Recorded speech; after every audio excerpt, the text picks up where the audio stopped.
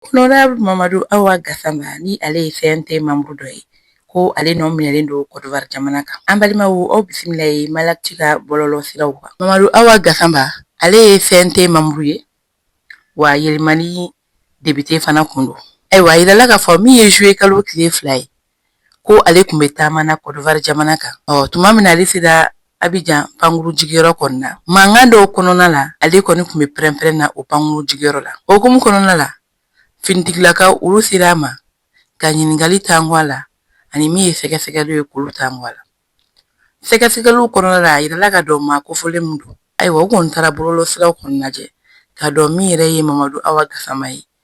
O hukumu kɔnɔna la a yirala k'a fɔ ko ja dɔw y'a yira k'a bɛ ka kumakan jugu ta ka min ye Côte d'Ivoire jamanakuntigi ye n'o ye Alassane Ouattara ye ko a ye kumakan jugu ta ka ɲɛsin o ma. Sariya kɔni na o waleya in nɔ minɛlen don. Sabula hakilina jiginna Issa Kawujim ale ni Seydou Oumar Traoré olu yɛrɛ nɔ minɛlen don an ka jamana kan ka sababu kuma jugu talen ka ɲɛsin jamanakuntigi wɛrɛ ma. O de hukumu na min ye Côte d'Ivoire kiiri tigilamɔgɔ ye olu kɔni ye mandat de dépôt kɔni ka a kan wa k'a bila ka taa olu ka kasobonba kɔnɔna na n'u b'a fɔ o ma Maka. O sen fɛ Mali ministre de la justice kɔrɔ ni ale tɔgɔ ye Mamadou Ismaël Konate ale de welelen don ka taa Mamadou Awa Gassama kɔni kɔkɔrɔma bɔ ka k'a ka avocat ye Côte d'Ivoire jamana kan. Kunun juillet kalo tile 7 kɔnɔna la ale yɛrɛ bɔra ka bɔlɔlɔ siraw kan ko ka maliyɛnw kunnafoni ka yira k'a fɔ ko kabini sibiridon ale sera Abidjan ale ma se dɔwɛrɛ la min ye Mamadou Awa Gassama ye ka t'u ka wele kɔni jaabi ko sabula ko a minɛlen don mandat de dépôt kɔni na. Ayiwa Mamadou Awa Gassama ko a kɔni nɔ minɛlen don binkani dɔw la Côte d'Ivoire jamana kan wa a bɛ kasobonba la ale yɛrɛ ye n'a kumara wa ko baasi foyi kɔni t'a la yen nɔ.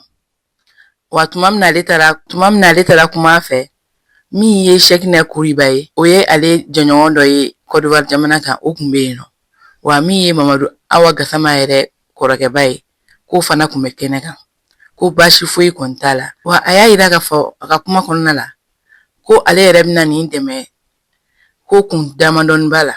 Kun fɔlɔ ale ye avocat ye wa ale y'i kali maa o maa n'i ye danaya ta ka da ale kan ko ale k'i dɛmɛ ale b'i dɛmɛ a seko n'a damayira bɛɛ lajɛlen na. Wa a y'a yira k'a fɔ fana min ye Mamadou Awa Gassama ye wa maliyɛn de don wa min ye maliden dɔ ye o kɔni bɛ degun kɔnɔ.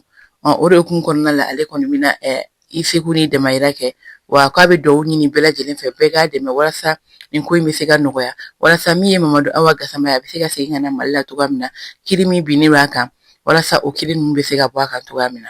An bɛ wagati min na bi min kɔni ye Mamadou Awa Gassama ye ale kɔni nɔ minɛlen don Côte d'Ivoire jamana kan nka hali bi kiiriw kɔni bɛ sen na ni min bɔra la an n'o da o tulo kan an ka don nataw kunnafoniw na.